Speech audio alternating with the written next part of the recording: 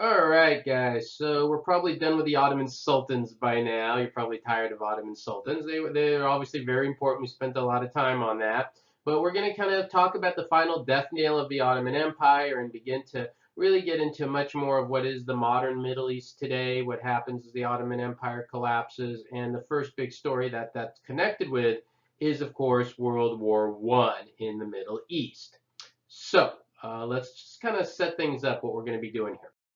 So over the next few lectures, we're going to look at both World War One and World War Two, actually, and we're going to talk about how Middle Eastern nations get involved in these wars. For World War One, it's primarily just the Ottoman Empire. So you're going to need to know for both of these lectures, World War One, and then when we get to World War Two, how did Middle Eastern countries get involved? What takes place during the wars? And most importantly, what are the impacts that World War One and World War Two have on the Middle East? Excuse me. Oh man, that's a big sneeze. Both have on the Middle East, both in during the war and after the war, right? Now, if you ever take a modern Western civilization class, History 111, some of you may have taken that class already. If you haven't, I spend a lot more time on World War One and World War Two in those courses. In this class, I spend a little less time on it, then we spend a lot more time on obviously countries that I don't even discuss at all in my Western Civ courses. So it's a little different focus. We still cover the wars, but kind of in a different focus. So again, that's kind of the big objectives you really need to know, right? How did the world wars, Middle Eastern nations get involved? What takes place during the wars, and kind of the impacts that World War One and World War Two have in the Middle East, again, both during the war and after the war, right? All right, so let's move on. And first of all, just some basic causes of how World War One breaks out, right? So World War One will break out in 1914. So that's when it all starts. There are several events, mainly associated with European history, that have to do with why World War One begins. A few things here you could jot down is that there was this whole unification of Germany that took place in the mid 1800s, about 1850s, 1860, where there used to be not be a Germany, but in the mid 1800s, Germany came together. You created a strong, united Germany sitting in the central part of Europe. I'll obviously show you a map of all this in a couple minutes here. And so that in itself is important, not only because you have a strong Germany sitting in the central part of Europe, which is going to be at the center of what much of World War One is going to happen, but in the process of creating a unified Germany, Germany had a big war with France, something called the Franco-Prussian War. And in that Franco-Prussian War, which took place in like 1870, circa right around 1870, the area of Alsace-Lorraine, which was once part of France, ended up going to Germany. So this created tremendous hostility between Germany and France. So one of the factors as to how World War One breaks out in Europe, and then we'll talk about how the Middle East obviously gets involved. That's the key thing for us. Is that there's a lot of tension in Europe. There's tension over the unification of Germany. There's tension over this land of Alsace-Lorraine between France and Germany. There's a lot of colonization. Remember, we talked about colonization a little bit. And I talked about how all these European countries are colonizing Africa and Asia, and there's a lot of tension between these European powers for colonization. There was a growing arms race between these European powers. In the late 1800s, early 1900s, we see just a massive explosion of arms and weapons and new weaponry like tanks and just more soldiers, and you're going to see countries like Russia with a standing army of over 1 million men as we move into the early 1900s. And so all of this is going to start to create a lot of tension between these European powers. And of course, it is in Europe that it's all going to break out, World War One.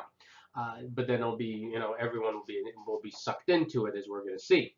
One other really important cause of World War One, which I'm going to go into a little bit more detail because this is how the Ottoman Empire is going to get sucked into the war, is something called entangled alliances. So again, I'm not going into tremendous detail on this. I go through a lot more detail on this when I teach my Western Civilization course. But as long as you understand that the primary cause of World War One in Europe is a lot of tension between these European powers, especially France and Germany, and these kind of all of them vying for more power and more influence. And I think another part of why World War I happened in Europe is they were very naive. They really didn't understand what war was about. They thought war was easy. They hadn't fought a major war in Europe since the Napoleonic Wars 100 years earlier, and so I think they weren't quite sure what they were getting themselves into, and I think that was a big part of it as well.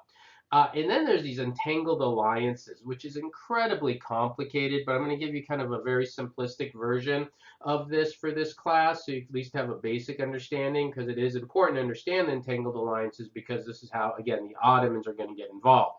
This one name, Otto von Bismarck, you see there, he's going to be a key person in setting up these alliance systems that are going to help trigger the war. So let me go to another slide here. You'll see what I mean by entangled alliances. Then we'll kind of explain how all this brings the Ottoman Empire into World War I. All right, so for now, just jot this down, right? So these are the two major alliances that's going to happen that are going to bring World War I into becoming this massive conflict between all these European powers. There are going to be two major alliances. There's going to be a third alliance, which I'll kind of touch on as well. But the first two big ones are the Central Powers, Germany, Austria-Hungary, and the Ottoman Empire. And that's the one that the name Bismarck that I gave you before is key in setting up. And so this is the alliance just as World War I is breaking out. There were actually alliances before this that fell apart, and I'm not going to go into all that detail. But when World War I breaks out, that's going to be one set of alliances. The other set of alliance is what we call the Triple Entente, and that's going to be France, England, and Russia. Notice no United States, right? I'll touch on this a little bit later. But the U.S., for the most part, gets into World War I very late in the game. So these are the two major alliance systems. Now, the best way to kind of describe how this helps trigger the war is through a map. So let me go through a map and talk about this, but make sure you have all this down. All right, so here's just our basic map of Europe, and this is where you see, first of all, the Central Powers, Germany, Austria-Hungary, and the Ottoman Empire, right? And then you see the Triple Entente will be Great Britain, France, and Russia. So those are the two set of alliances. And basically what had happened is these alliances agreed to protect each other, right? That if Germany is attacked, then Austria-Hungary protects Germany. If Austria-Hungary is attacked, Germany protects Austria-Hungary. If England's attacked, France protects England, right? That's the whole point of these alliances. And you go, all right, well, how did this all develop? Well, it mainly developed because Bismarck was really concerned that France might come after him for this area of Alsace-Lorraine. And you can't really see it on this map, but the territory of Alsace-Lorraine borders France and Germany. It's a border area right between France and Germany. And that territory that was lost earlier, Germany's like, well, the French might try to get it, and so we want alliances, we want friends. And that's the initial purpose of why these alliances were set up. But once we get to the events triggering the war, you're going to see, we're going to come back to these alliances, and we're going to see how it sucks everybody in. Okay? So for now, that's all you need to know, but I'm going to go into more detail. One of the big questions, of course, is why did the Ottoman Empire even join Germany and Austria-Hungary? What motivated the Ottoman Empire to be part of this? So I want to definitely get into this because this is kind of the key thing for our course. So why did the Ottoman Empire get involved? Well, remember the Young Turks. We're going to talk about them a couple more times here. And I said the Young Turks are going to make a really bad mistake. And they're also going to be involved in some really horrible things during World War I. And one of the things you have is this man named Enver Pasha, right? Enver Pasha was the Minister of War. He was one of the key leaders of the Young Turks. And he was trained by German officers when he was young. So he had kind of this affinity for the Germans. And so as the events were leading up to World War I, he felt very comfortable siding with the Germany and Austria-Hungary side. So that was one factor. There are a few reasons why the Ottoman Empire gets involved. So I think the role of Enver Pasha is very key. Another factor had to do with some Ottoman ships and Winston Churchill. I love talking about Winston Churchill again. A lot of time I spent on him in World War II. But Winston Churchill actually was a failure in a lot of the things he did. And the years leading up to World War I, there was an interesting development where were these two Ottoman ships that were being built in England. England was building military ships. We still do that today, right? We don't build all our military in the United States. We have other countries sometimes build our military forces. That's just how things work, right? Wherever there are factories, you get the best deal, whatever. And so the British were actually building Ottoman ships. And Churchill was very worried about the connection between the Ottoman Empire and Germany. And what Churchill says is, well, these ships that are being built in Britain, we're not going to release them to the Ottomans. We're not going to give Ottomans military ships if we suspect that the Ottomans are going to kind of fight against us. And so this kind of a chicken or an egg thing. Was it that the ships weren't released that the Ottomans were more like, we're going to go after the British, or was Churchill right that the Ottomans were going to go after the British, and why give them their weaponry to use against you, right? My suspicion is that the Ottomans were going to join regardless with the German forces. And one of the reasons they might do that is also they thought Germany was going to win. That was, a prevailing theory that, again, the United States is not in this war. Russia was big, but Russia was kind of weak. And remember, the Ottoman Empire had a lot of issues with Russia over the Crimea region. Now, to be fair, the Ottoman Empire also had issues with Austria-Hungary. So it's like, which side do you pick with? Because remember, Austria-Hungary picked out part of the Ottoman Empire. Russia was picking out part of the Ottoman Empire. Well, they basically thought, we'll get on the winning side, and if we get on the winning side, maybe we could get some of that land that Russia took from us, like around the Crimea. And so, there were these motivations as to why the Ottomans joined the Central Powers. So again, just to summarize, it was the role of Enver Pasha. It was concern about these Ottoman ships that the British were holding. It was the basic idea that they thought the Ottomans were going to, they thought the Central Powers were going to win, and you want to get on the winning side of the war. So for those reasons, the Ottoman Empire joins with Germany and Austria-Hungary. So that's why they joined that alliance. Now, that still doesn't explain how the war itself is triggered, right? So I do want to talk about that a little bit. And what triggers the war is, again, something to do with the Ottoman Empire, the Balkan Crisis. So go ahead, get all these terms down. Pause if you need, got all of this down. And, the first one sounds familiar, hopefully, Battle of Kosovo. I said we'd come back and talk about it. We're going to. But these are the factors that helped finally trigger the war in 1914, right? And so I kind of want to walk you through all this on a map. So first get all down, and then pause if you need, write it all down, and then I'm going to go to the map. All right, so here's again our overview map. So here's again, remember where Austria-Hungary is, remember where the Ottoman Empire is, and here is this country of Serbia. And right here, the Balkans, if you remember, Battle of Kosovo is when the Ottomans moved in there, Murat I, there was conflict there in the region, and the Serbian Slavic people never forgot that. And they were still upset about that. And to this, to that moment before World War I, there's going to be a lot of desire of the people in this area to be independent. They don't want to be controlled by the Ottoman Empire. They don't want to be controlled by Austria-Hungary. They don't want to be controlled by anybody. They see themselves as Slavic people who want to be independent. Now, one of the people that these people of Serbia here had an alliance with is Russia. Why did Russia and Serbia have an alliance? Well, because Russia and Serbia, the people in Serbia are Slavic, a lot of them, not all of them, and they kind of, Russia sees Serbia as their little sister. And so for that reason, this kind of nationalism idea, Russia's like, well, we'll protect you, Serbia. We know that Austria-Hungary is coming after you. We know you've had issues with the Ottoman Empire. We're going to protect you, Serbia.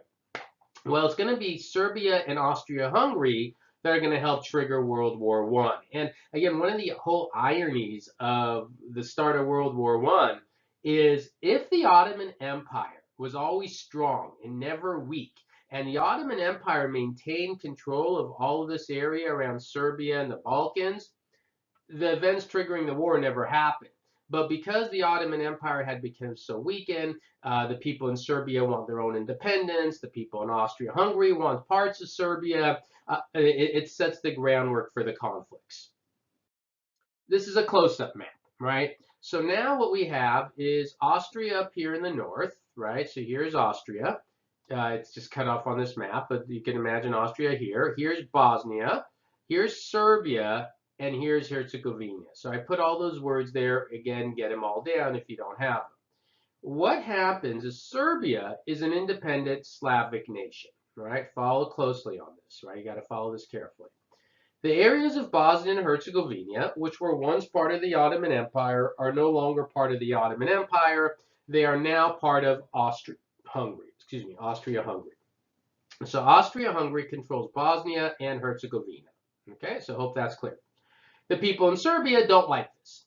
The people in Serbia say Bosnia and Herzegovina are Slavic people. They belong as part of Serbia. They want what we would call a pan-Slavic Serbia, all Serbia. Again, these are all the key terms I gave you in that previous slide that you can kind of refer to.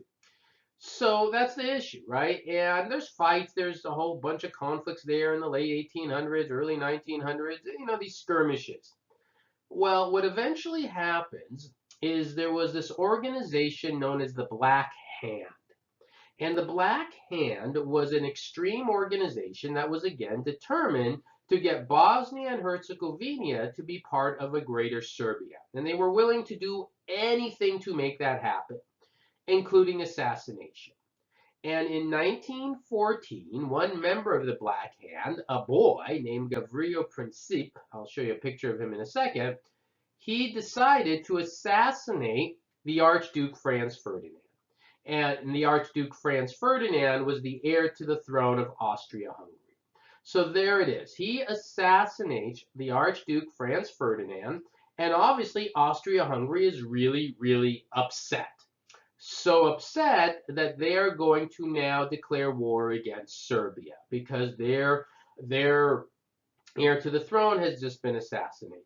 Well, when they declare war against Serbia, remember who I said Serbia had an alliance with? Serbia had an alliance with Russia. And if Austria-Hungary is at war with Serbia, I'm going to go through this slowly. If Austria-Hungary is at war with Serbia and Russia is got an alliance with Serbia, then Russia is going to try to protect Serbia, which means they're going to be at war with Austria-Hungary.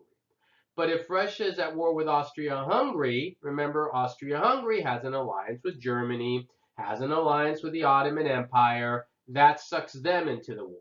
Then you have the British and the French, and they get sucked into the war because of this alliance system as well. And really quickly, within a month and a half, all these European powers are fighting each other and they don't even realize why.